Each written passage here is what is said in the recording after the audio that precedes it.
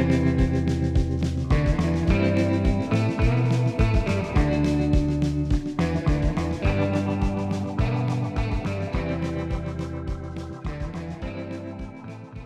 tarde a todos, sejam muito bem-vindos ao nosso painel, cujo tema será medição solarimétrica para usinas fotovoltaicas e a importância do acompanhamento das medições climatológicas para esse tipo de empreendimento.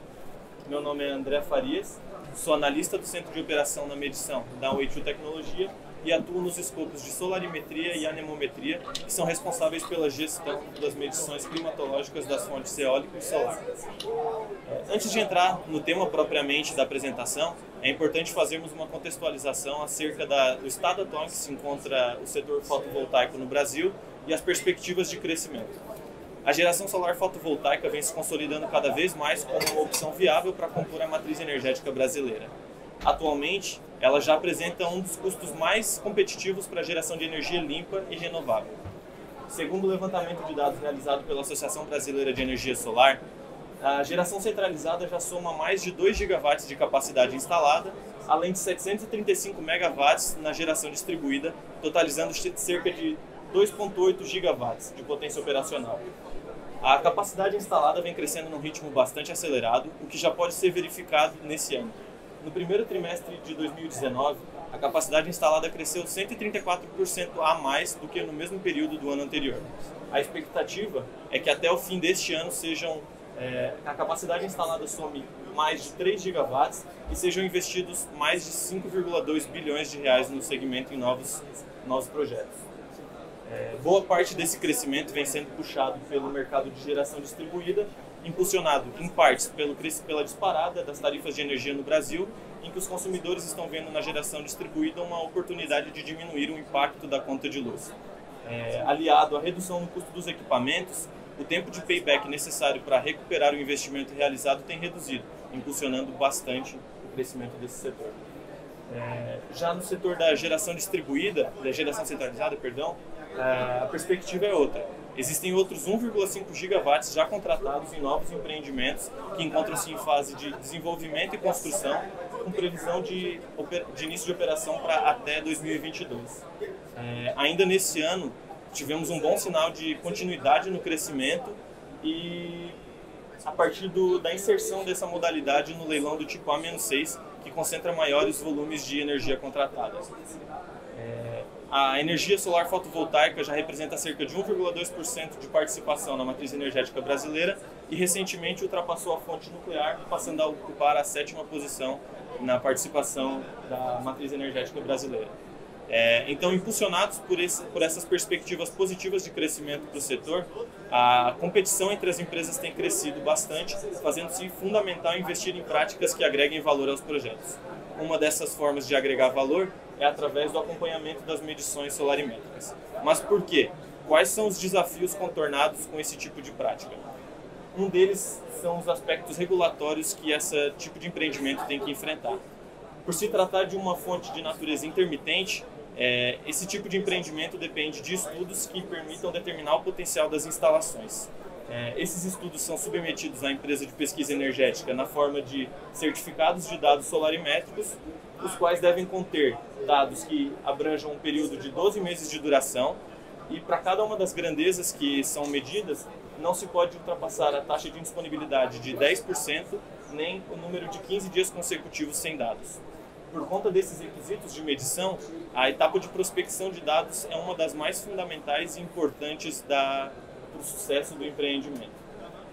Vamos tomar então como exemplo um caso crítico em que uma estação de medição seja operada remotamente e as medições sejam acompanhadas quinzenalmente. Suponha então que em determinado momento ela tem um levantamento de dados com duração de 10 meses e que para um dos seus sensores a taxa de indisponibilidade atual é de 7%. Temos aqui então um caso onde aconteceu uma avaria do instrumento. A área preenchida em laranja, simbolizada aqui, representa o comportamento esperado em detrimento da linha em verde.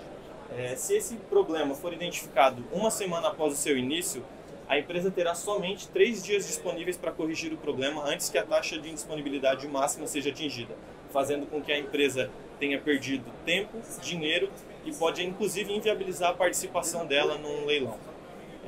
Mas então você pode se perguntar, Por que é importante realizar o acompanhamento da medição após a habilitação técnica no leilão, se não existe a obrigação contratual de continuar, de seguir enviando os dados periodicamente ao órgão regulador? Então eu vou elencar aqui alguns dos principais benefícios do monitoramento diário das medições. Um deles é a visibilidade sobre os ativos disponíveis e a evolução destes ao longo do tempo. Ou seja, é o acompanhamento da evolução do que você tem disponível para geração. Apesar de se ter uma certa tendência ao longo dos anos de o potencial de geração ser o mesmo, existe uma variabilidade que deve ser acompanhada ao longo do tempo. Outro ponto importante é na programação das manutenções periódicas.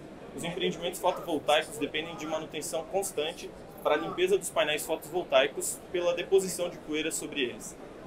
Através do monitoramento da medição, pode-se identificar períodos com menor potencial de geração e nesses períodos tem-se uma menor perda de faturamento por conta do que se deixou de gerar.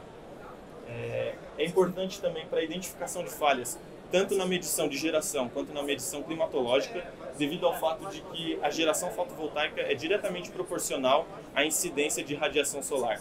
Então, através da correlação, da análise do comportamento entre a incidência solar e a geração, pode-se identificar comportamentos fora do esperado e buscar solucionar as falhas. O monitoramento é importante também para a validação das medições climatológicas, uma vez que existe uma série de correlações que se pode fazer entre as diferentes grandezas medidas. Um exemplo é o comportamento que se conhece entre a temperatura e a umidade. A tendência é que uma aumentar, a outra diminua e vice-versa. Dessa forma, se for identificado um comportamento que fuja desse esperado, pode-se buscar manutenções que se façam necessárias. E por fim, o acompanhamento da eficiência energética das instalações, uma vez que ao longo do tempo os equipamentos tendem a se deteriorar, então é importante realizar esse monitoramento para avaliar se está dentro do esperado ou se está fugindo daquilo para o qual o equipamento foi fabricado. Então, enfim, por que investir no acompanhamento da medição?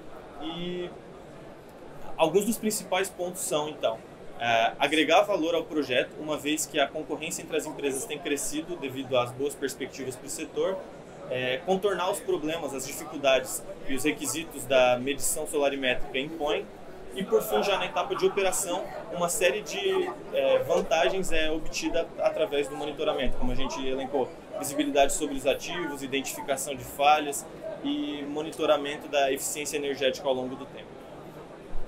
É isso, muito obrigado pela atenção, nos sigam nas redes sociais e se alguém tiver alguma dúvida, bora tomar um cafezinho. Isso aí.